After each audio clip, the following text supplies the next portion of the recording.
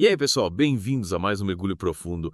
Hoje a gente vai se aventurar no mundo de A Conspiração, do Dan Brown. Ah, esse livro é demais. Uma trama que mistura ciência, política e suspense. Uma combinação explosiva, né? É verdade. E a gente recebeu a sugestão de um ouvinte para falar sobre ele, então preparem-se, porque vamos mergulhar fundo nessa história cheia de reviravoltas. E olha, o que me fascina em A Conspiração é como o Dan Brown consegue juntar conceitos científicos complexos com drama político de tirar o fôlego. É tipo, já nas primeiras páginas a gente se depara com a NASA anunciando uma descoberta bombástica. E não é qualquer descoberta, né? Estamos falando de um meteorito enterrado no gelo do Ártico com fósseis de vida extraterrestre. Isso mesmo. E, para aumentar a atenção, essa notícia vem bem na véspera de uma eleição presidencial nos Estados Unidos. Imagina o impacto disso na política, né? É claro. E é aí que a gente conhece o presidente Zach Kearney, um cara que apoia a NASA com unhas e dentes. Para ele, essa descoberta é um presente dos céus, né? Literalmente. Mas e o senador Sedgwick Sexton, o rival dele na corrida presidencial? Ele não fica nada feliz com essa história. Ah, o Sexton! Ele baseou toda a sua campanha na promessa de privatizar a NASA. Exato. Ele acusa a agência de ser um poço de ineficiência e de desperdício de dinheiro público. E com essa descoberta bombástica bem no meio da campanha, ele logo vê a jogada política por trás de tudo. A trama já começa a se complicar. E, para deixar tudo ainda mais interessante, somos apresentados a Rachel Sexton, uma analista de inteligência da NRO, que por acaso também é. Filha do senador Sexton. Que situação, hein? Imagina a pressão que ela deve sentir. Pois é. E tem o Michael Toland, um oceanógrafo super famoso, que é chamado pela NASA para documentar toda essa descoberta. Ah, o Toland é aquele cientista carismático que sabe traduzir a ciência para a linguagem do povo. E não podemos esquecer do Corky Marlinson, o astrofísico que, apesar de toda a tensão, traz um toque de humor para a história. O Corky é aquele personagem que nos faz dar uma risada em meio ao suspense. Falando em suspense, o cenário escolhido por Dan Brown aumenta ainda mais a sensação de mistério. Uma estação de pesquisa ultramoderna construída na plataforma de gelo Milne, lá no Círculo Polar Ártico. Isolamento total, né? Um lugar perfeito para uma trama cheia de segredos. Logo de cara, a gente já percebe que tem algo estranho acontecendo. Os cientistas descobrem um tipo de plâncton bioluminescente no local onde o meteorito foi encontrado. E essa descoberta é crucial porque esse tipo de plâncton não deveria estar ali no gelo formado por água doce. É a primeira pista de que algo não está certo. E a situação piora quando a estação é invadida por um grupo militar secreto. A Delta Force, uma unidade de elite que só responde ao presidente. A coisa ficou séria. Eles atacam os cientistas sem dó nem piedade. Fica claro que alguém quer silenciar a verdade sobre o meteorito, custe o que custar. Mas, em meio ao caos, Toland, Rachel e Corky conseguem escapar. É uma fuga alucinante pela plataforma de gelo, com a Delta Force no encalço deles. E durante essa fuga, Rachel se depara com evidências de Kivor. O meteorito foi plantado no gelo. É isso mesmo. A descoberta da Rachel coloca tudo em xeque. A euforia da descoberta dá lugar à desconfiança e ao medo. Quem está por trás dessa farsa? Qual o objetivo deles? A partir daí, a gente mergulha de cabeça numa teia de mentiras e conspirações. E para piorar, descobrimos que o senador Sexton também tem seus segredos. Ele está envolvido em acordos obscuros com empresas espaciais privadas. Ou seja, ele se beneficiaria da queda da NASA. A trama vai ficando cada vez mais complexa. De um lado, temos a NASA e o governo tentando encobrir a verdade.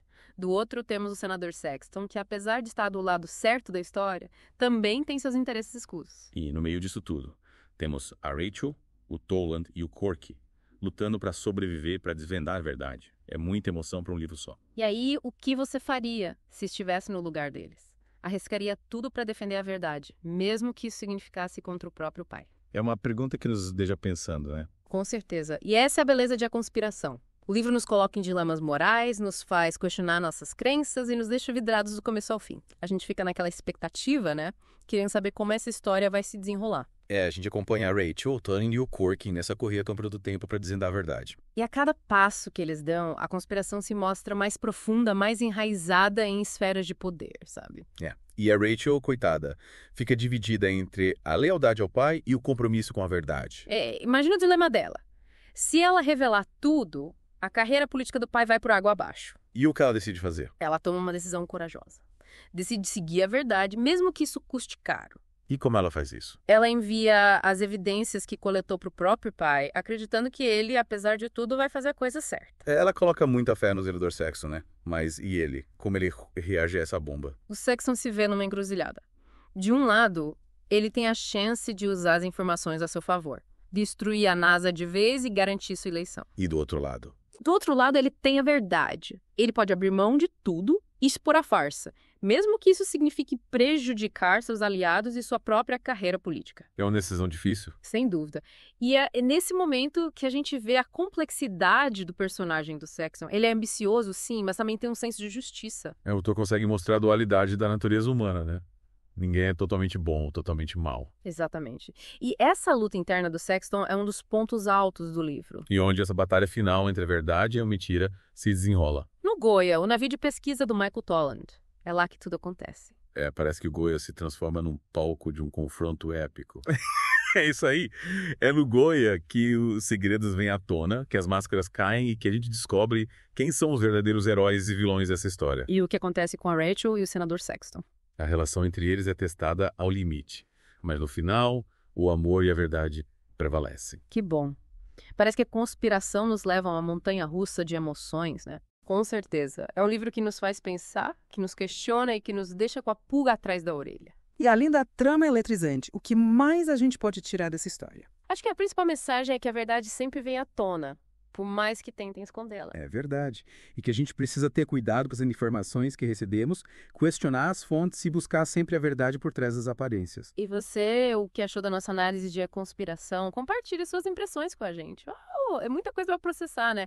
A gente fica pensando, será que isso acontece mesmo no mundo real? Será que existem conspirações como essa acontecendo agora, nesse exato momento? É de arrepiar, né? A gente começa a questionar tudo, todos, e no livro, como essa história toda termina, quem sai por cima, a verdade ou a mentira?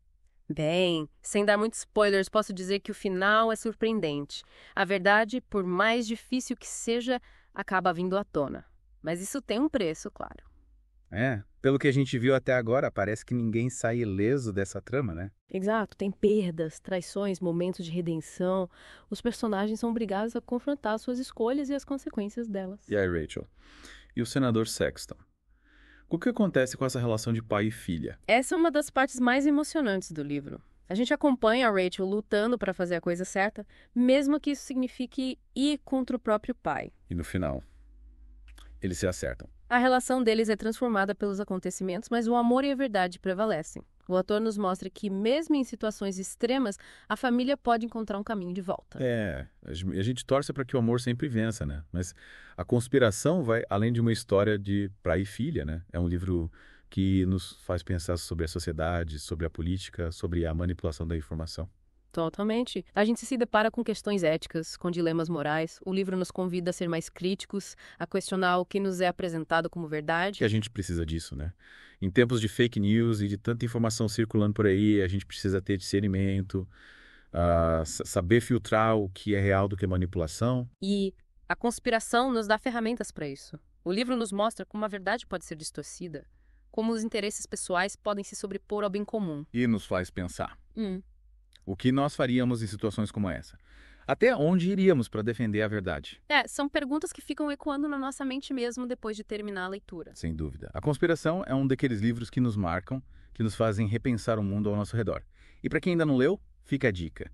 Preparem-se para uma aventura eletrizante, cheia de reviravoltas e reflexões. E para quem já leu, conta pra gente o que achou do livro. A gente adora saber a opinião de vocês. E é isso, pessoal. Espero que tenham gostado do nosso mergulho profundo em A Conspiração, do Dan Brown. Até a próxima!